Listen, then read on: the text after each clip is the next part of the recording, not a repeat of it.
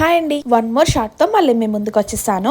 ఈ షార్ట్ లో వచ్చేసి రేగొడియాలు మిక్స్ అయితే క్వాంటిటీలో ఉన్నాము, ఎలా చేసాము ఏంటి అనేది మొత్తం ఈ వీడియోలో ఎక్స్ప్లెయిన్ చేస్తాను. పార్ట్ 1 అన్నమాట. పార్ట్ 2 పార్ట్ 3 కూడా అప్లోడ్ చేస్తానండి. ఎవరైనా ఫాలో అవ్వాలంటే సబ్స్క్రైబ్ చేసుకుని ఫాలో అయిపోండి. మేమైతే 4 కేజీలు రేగుపళ్ళు అనేవి తీసుకున్నాం. రేగుపళ్ళల్లో ఎక్కువ పుచ్చులు ఉంటాయి కాబట్టి అవి ఎలా ఉన్నాయి ఏంటి అని చెప్పేసి అన్ని ఒలుచుకొని చెక్ చేసుకున్నాము. బెల్లం ఎంత క్వాంటిటీలో తీసుకోవాలంటే మా సైడ్ రేగుపళ్ళు కొంచెం తీయగా ఉంటాయి కాబట్టి పావు కేజీ వేసుకున్నాము. పుల్లగా ఉంటే పావు కేజీకి ఒక పావు ఎక్స్ట్రా వేసుకుంటే సరిపోతుంది. బెల్లం మంచిగా దంచుకోవాలి. అలా దాంట్లో గడ్డలు ఉండకుండా మిక్సీలో వేసుకున్నా పర్వాలేదు. కొంచెం జీలకర్ర, టేస్ట్ తగినంత ఉప్పు, ఇంకా దీంట్లో మెయిన్ ఇంగ్రీడియంట్ వచ్చేసి ఈ ఎర్ర మిరపకాయలు అన్నమాట. పండు మిరపకాయలు అని కూడా అంటారు. పండు మిరపకాయలు ఎంత క్వాంటిటీలో తీసుకోవాలంటే రేగొడియాలు మనం 4 కేజీలు తీసుకున్నాం కాబట్టి దానికి పావు పండు మిరపకాయలు సరిపోతాయి. చింతపండు ముందుగానే నానబెట్టుకోవాలి. మిగిలింది నెక్స్ట్ పార్ట్ లో చెప్తాను. కొత్తగా చూస్తుంటే సబ్స్క్రైబ్ చేసుకొని లైక్ చేయండి.